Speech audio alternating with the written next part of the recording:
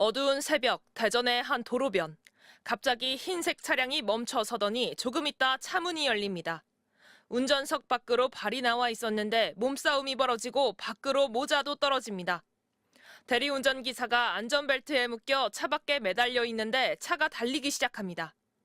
차량은 사람을 매단 채 맞은편 차에 부딪혔지만 멈추지 않고 중앙선을 넘어 갈지자로 질주했습니다. 차량은 대리기사를 매단 채 1.5km가량을 달리다 이곳 도로 연석을 들이받고서야 멈춰섰습니다. 대리기사는 온몸을 크게 다쳐 병원으로 옮겨졌지만 끝내 숨졌습니다.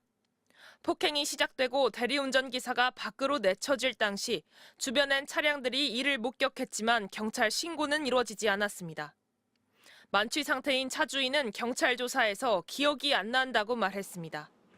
하지만 경찰 조사 결과 당초 뒷자리에 타 자고 있던 차 주인이 앞자리로 넘어와 대리운전기사를 폭행했던 것으로 확인됐습니다.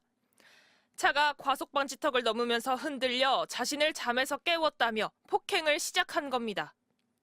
경찰이 CCTV를 확인한 결과 과속이나 난폭 운전은 없었습니다. 정속 주행을 하셨고 또 방지턱 넘을 때도 전혀 그런 거 없이 안전 운행했고 정상적으로 운행을 했었는데 사고 초기 대리기사 혼자 차량 밖에서 발견돼 CCTV가 없었더라면 단순 사고로 처리될 수도 있었습니다. 그 교통사고로 현장 옆에 튕겨 나오는 그런 흔적만 보이고 피의자는 현장을 이틀해서 사람이 없었습니다. 술에 취해 기억이 나지 않는다던 30대 남성은 경찰이 CCTV와 블랙박스 등 증거를 내밀자 그제서야 자신이 대리기사를 폭행하고 운전대를 잡은 사실을 시인했습니다. MBC 뉴스 이혜현입니다. 지난 14일 새벽 1시쯤 대리운전기사 62살 김모 씨는 대전 전민동에서 술에 취한 손님을 대신해 운전대를 잡았습니다. 그런데 30대 남성 승객이 차량이 출발하자 갑자기 김 씨를 향해 욕설을 퍼부으며 김 씨를 때리기 시작했습니다. 그리고 운전대를 빼앗겠다며 차 밖으로 밀쳐냈고 그대로 달렸습니다. 하지만 차 밖엔 대리운전기사가 안전벨트에 걸려 있는데도 1.5km가량을 이동하다 도로 가드레일을 들이받고 멈춰섰습니다. 폭행에 못 이겨서 저희 아버지가 문을 급하게 열고서 이제 안전벨트도 채 풀르지 못했으니까. 김 씨는 머리 등을 크게 다쳐 인근 병원으로 옮겨졌지만 숨졌습니다. 전직 언론인이었던 대리기사는 10년 전부터 대리운전을 하며 두 자녀를 키웠습니다.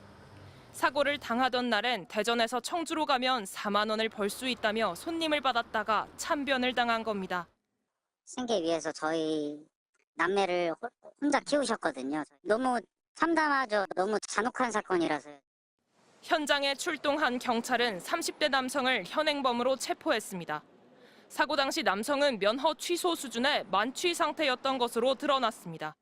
특히 사람을 매달고서 주행을 하는 게 그것도 그렇게 짧은 거리도 아니고 1.5km면 굉장히 긴 거리거든요.